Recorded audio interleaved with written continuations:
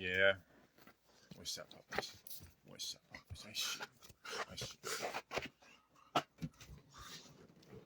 Too true to be good, you know what I mean? Too true to be good. Yeah, y'all see.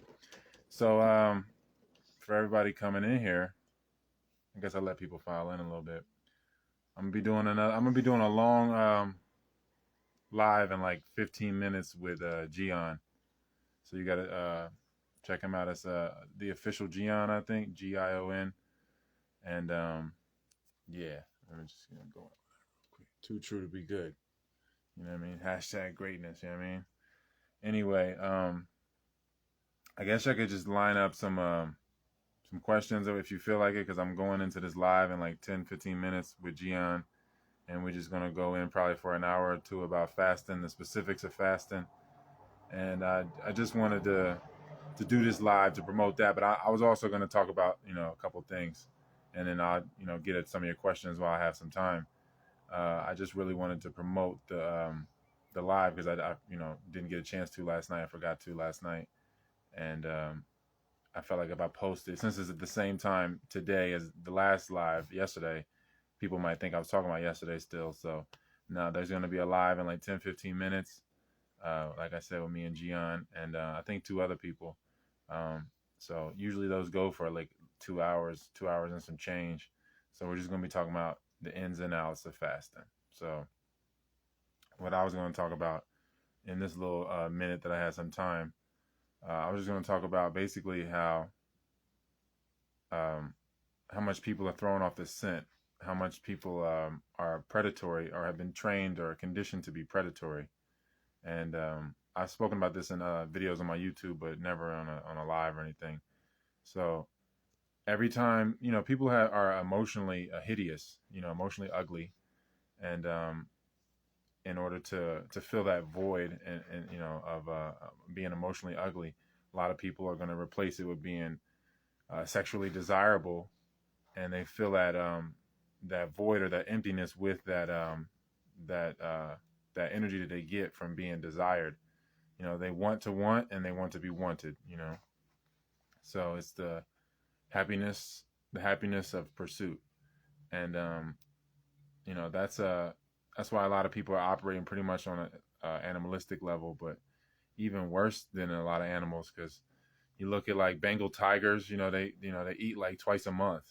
A Bengal tiger can eat once every 14 days. They got crocodiles that can live off of 1 kill a year, snakes that can live off of 1 kill a year. These predatory animals aren't as predatory as people have become, and we're doing this to each other. At this point, it's become emotional cannibalism.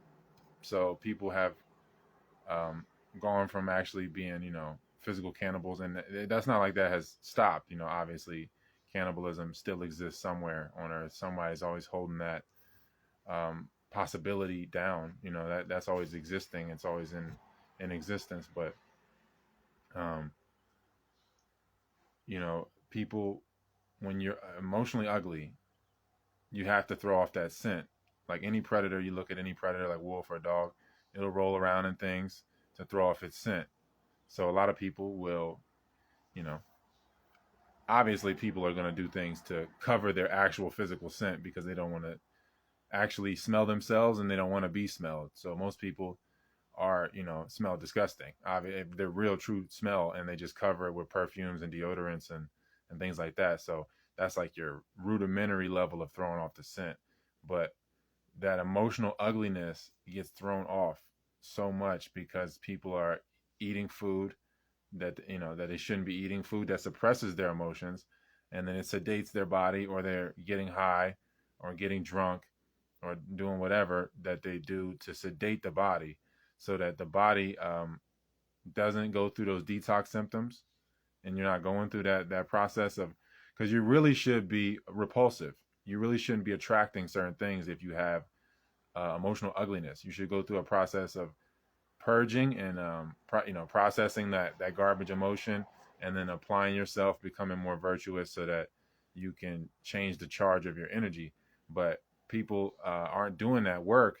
they don't want to do that work, so they're still in a detoxing state or emotionally, and they're supposed to be repulsive. They're supposed to be pushing that out. They're not supposed to be in a welcoming or an accepting, as far as like energy standpoint. They're not supposed to be accepting energy from other people like like they are. A lot of people are parading around, throwing off their scent, becoming this object to be desired, and they accept that energy.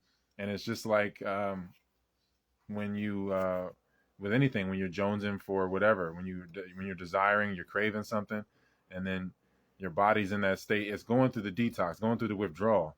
So in order to stop the detox symptoms, people eat food, or they get high, or they do whatever they do to like sedate the body.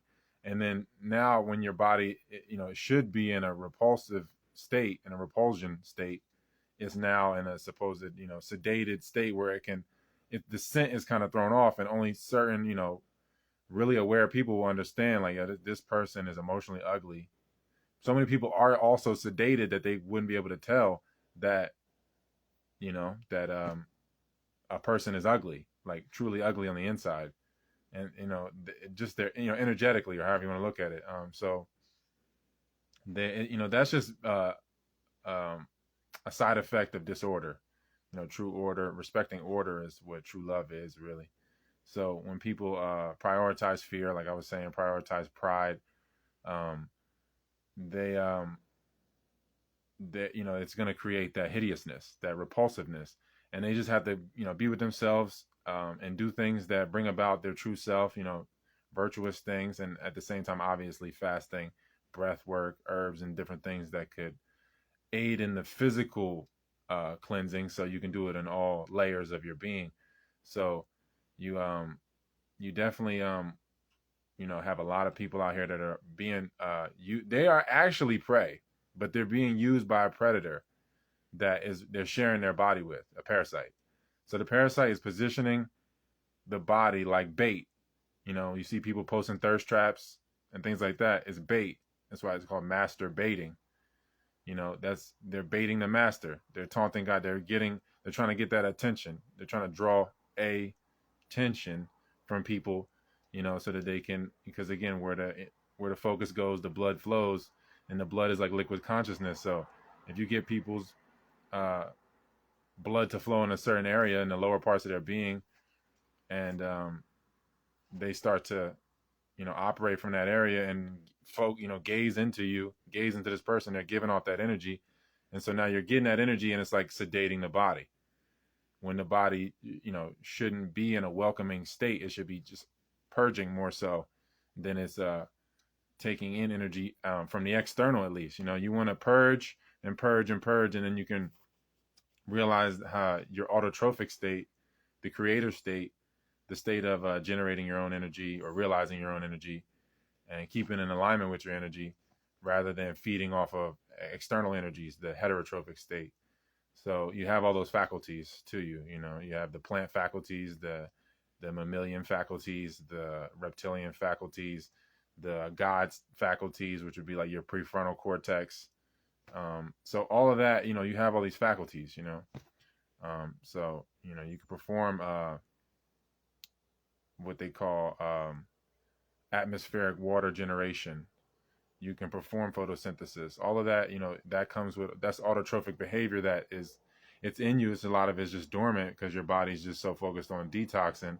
And then the more you take garbage in, the more that the body's, it's not in you're going to just keep sedating it. So that you're just breaking the process. It's like if you, you need to stop smoking weed or whatever it is. When you start doing it again, it's like the process all starts all over again.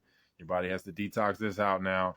You got to go through the whole process, all the emotional attachments and the thoughts that come with it, and then go through the daily challenges, of making the correct decision, and not feeding the wrong dog, and giving in to the lust, the distraction, the desire to not be present, because that's really all it is. Desire is trying to be in the future, and regret is being in the past, obviously. So so much of those two things play on each other to keep you out of the moment, and the people aren't going through the process to of processing. Really, that's really about it. So they have, you have a lot of people eating for how they feel. Obviously, people say like, what are you in the mood for? What do you feel like eating?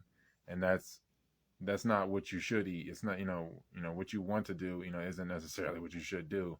On an emotional level, especially, you should be making decisions logically, and then, you can have some emotion to reinforce the logic, but the logic and the emotion have to marry in all your decision making.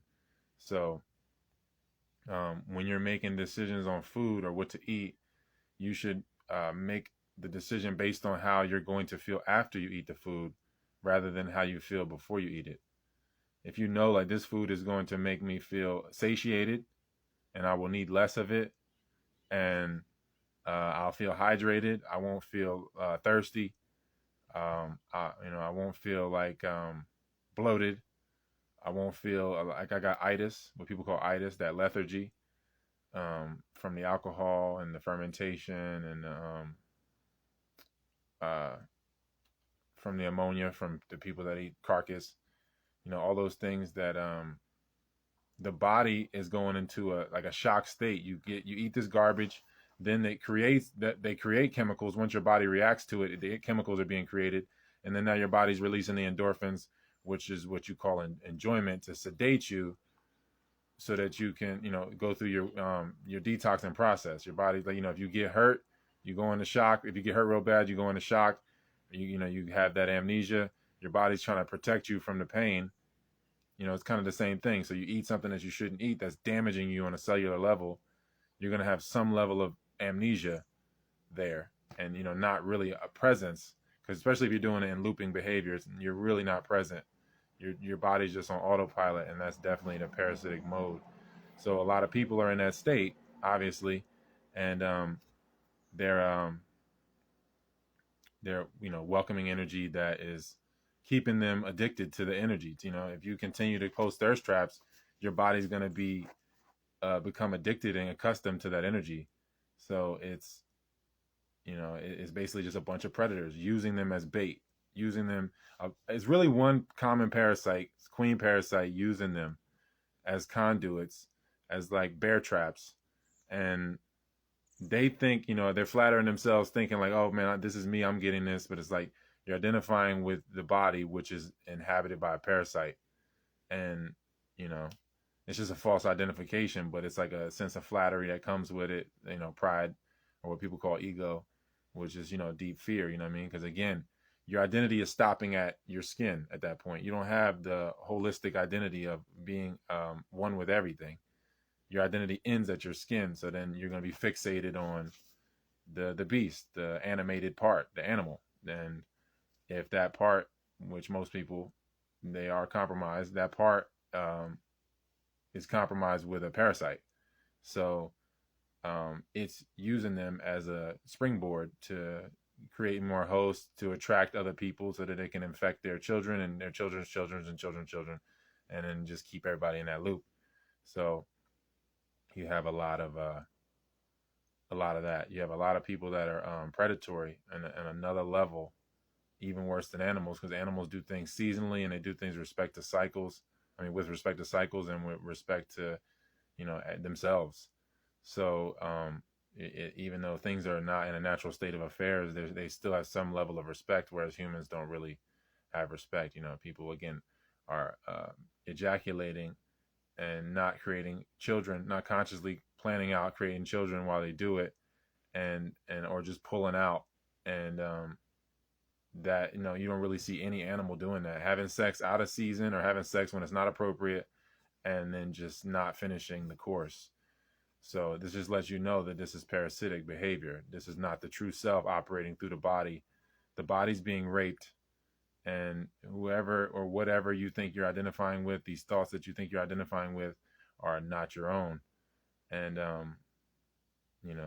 like I said in I posted not that long ago, like, man, if you're just posting thirst traps, the only energy that you can really kind of attract anyway is this energy of people that just want to punish you sexually and dominate you sexually and discard you and be detached from it. Because it's a detached from self state, so it attracts that. You're not you're not yourself.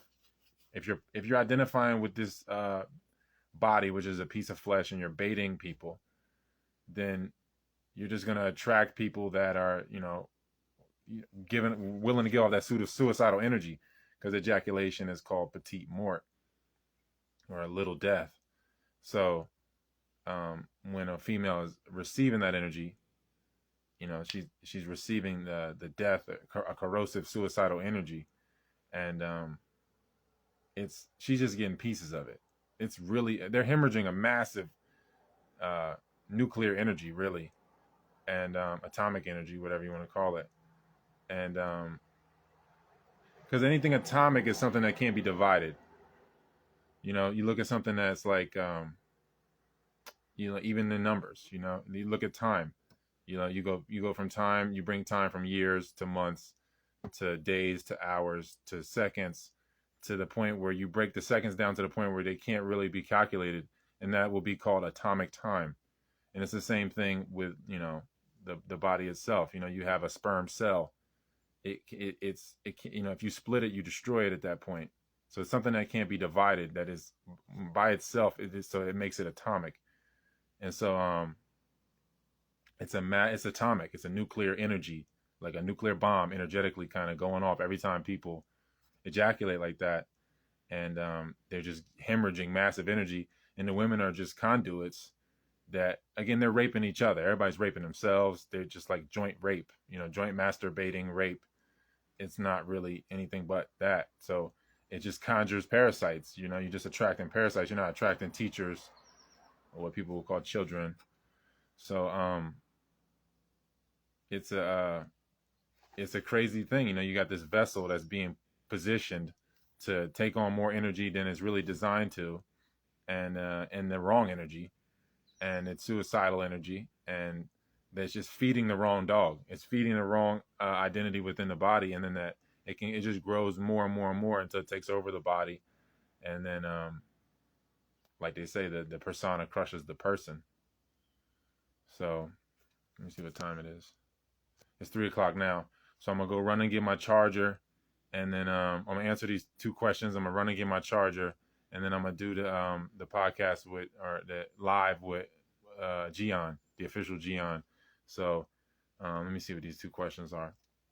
I hear sex is sacred energy exchange, so it's best to be careful with it. But it's having sex with somebody with more melanin actually good for you? I mean, you got to think about it. Like, if it's not good for both parties, it's not good for anybody. And you got to always ask, like, why would they be doing that? Why are they not with someone of a similar frequency or energetic capacity? And that you just got to ask yourself, if it was somehow possible that 2 people of different ilks were doing things that, like say, if you're both swimmers or something and you both love that, and then you meet each other doing that, and you're not trying to meet this other person, and then just it feels like a fight to not be with this person, and your parents get along with their parents, and you get along, or even the grandparents, if you getting along on those levels, then yeah, consider having sex with them. But if not, then I don't see why you would just do it, other than the Yakub shit, like opposites attracting, the magnetic trance, and just entertainment, and the energy. People be addicted to the energy. So much of it is that. You got a lot of people that be like, yo, I'm not racist, my boyfriend is black or whatever. But it's like, yeah, but if he was to stop coming and stop hemorrhaging that energy, how much would you really like him? And if he was to stop having sex with you, but only to have children, how much would you really like him? So many of them are addicted to the energy, but it's really like a deep, subtle racism, if you want to call it that.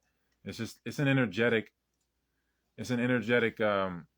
drive, more so than a racism, in a sense, to keep people in a certain place so that they stay fearful, so that they stay desiring, and so that they stay in a certain mental state to where you can feed off of them. So that's what racism really is. It's just a parasite position in its food more than anything. It's not really like an emotional thing from the parasite. It's just what it has to do. So best way to heal cavities as a vegan, you got to heal your organs first. Look at tooth reflexology. Look at the meridians so that you can see which tooth is correlating to which organ. You're gonna have to detox all your organs before your body starts to work on bones and teeth. Because like you say, it takes like 7 to 10 years to regenerate bone. So you're gonna have to regenerate the organs and everything else. That's like a checklist. You have to, heal emotionally and all of that, or organically in your organs. You're gonna have to heal in all those ways, and then you go deeper and deeper and deeper into the marrow and the blood, and then you can start to work on your teeth. But it's an investment. So that's it. I'm about to go do this live. Like I said, I'm gonna get my charger. I'll be back in like 2-3 minutes, and I'll be on the official Gion's Instagram doing this live about fasting. So thank you guys for checking in real quick.